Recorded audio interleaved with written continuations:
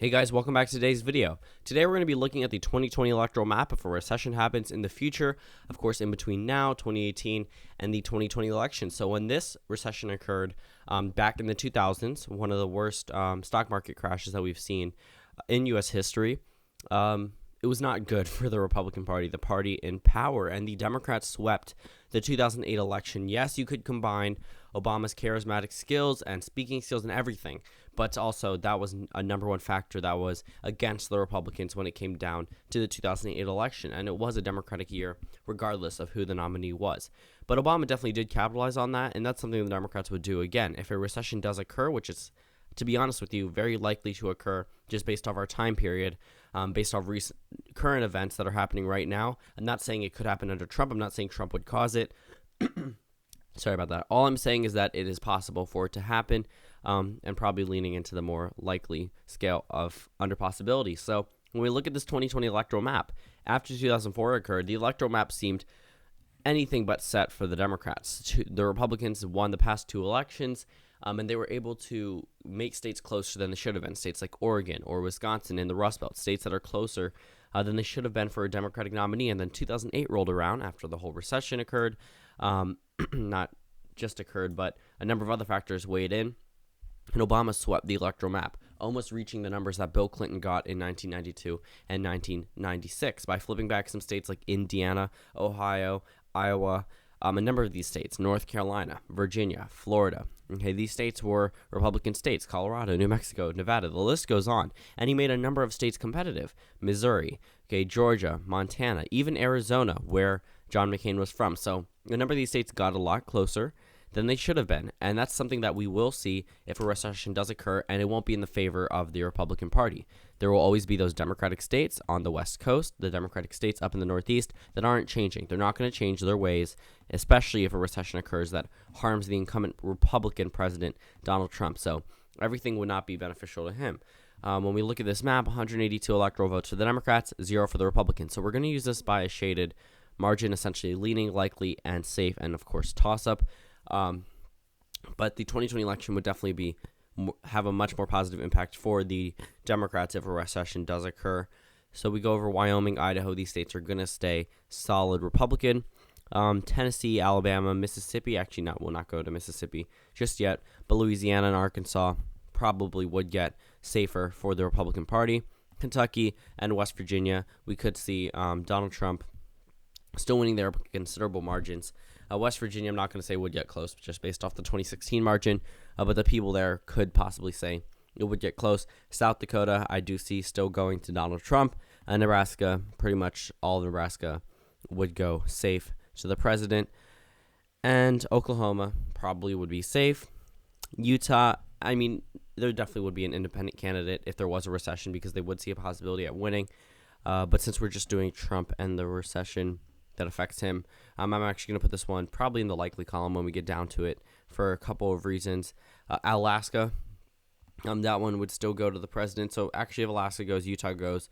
Again, since I'm not factoring in third-party candidates, none of them, like 0 of them, I will keep these states safe for the president. But then we're going to go into the states that are likely for the Democrats. So New Mexico is one of those states, Colorado as well. Especially if a recession occurs. This is going to be detrimental to the Trump campaign if this does occur. Minnesota would also become likely, no longer a toss-up state. Mississippi would become likely for the GOP along with South Carolina. Missouri, that one could get closer. Indiana also could get closer. I understand Mike Pence comes from Indiana. Yes, I know that. Everybody knows that. But Indiana is one of those states that did flip between 2004 and 2008 by around a 20-point margin, and that's around the same numbers that Donald Trump won here back in 2016. I'm not saying it's flipping. I'm saying it's getting closer than you might think, even with Vice President Mike Pence coming from that state. So that puts the Republicans at 113 electoral votes and the Democrats at 206. No clear winner. Well, we go to the Rust Belt. This becomes, Wisconsin probably would be leaning, Michigan becomes likely, and Pennsylvania also becomes leaning for the Democrats. Not a huge wave, but still flipping from the Republican column. So that puts the Democrats at 252, much closer than before. Add in Virginia, they get even closer, put that state in the likely column. New Hampshire, another state going into the leaning column, and then we add Maine. Gone for the Republicans. That First district obviously would be safe, and then I think the Democrats would narrowly edge out the second district if a recession does occur. And keep in mind a number of these tariffs by a number of countries, especially ones that are probably going to become superpowers soon, such as China. The tariffs negatively impact every single state in the United States for obvious reasons. And in major areas, we look at states like California, which is already not voting Republican, but the Rust Belt. It negatively impacts the Rust Belt by a considerable amount. We go down to Florida, there too, North Carolina, Virginia, a number of these swing states that have a number of things that attribute to their state's economy and, of course, the U.S. economy that are being, the tariffs are detrimental to that. So when we look at that, it's not going to look good for the president if people there are losing jobs, the numbers are going down, and it makes it seem like the economy isn't booming when it could be on a national level. But when it comes down to those swing states and they see things that happen to them locally, they don't care about the national stock market. They don't care about things that happen nationally because it's not helping them.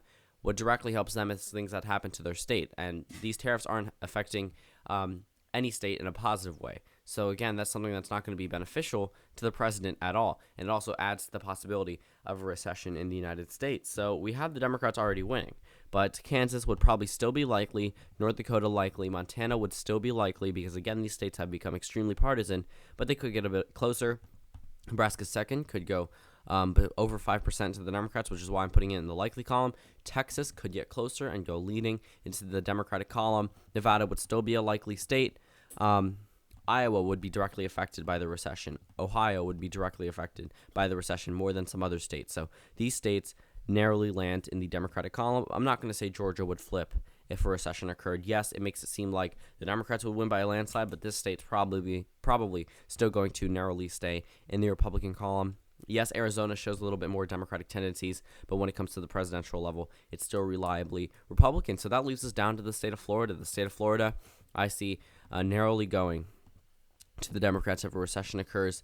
And North Carolina, every election season, this one gets contested, but it's been Republican for every year except for 2008 since 1992, which shows that this state probably isn't really that much of a swing state. It's just a state that is a Republican state but gets closer. It's like Georgia and Arizona. These states get pretty close, but we still see a possibility of a Democratic win, but we rarely see it. And even if we do see it, like in 2008, it was by a 14,000 vote margin for the first African-American president. And that says something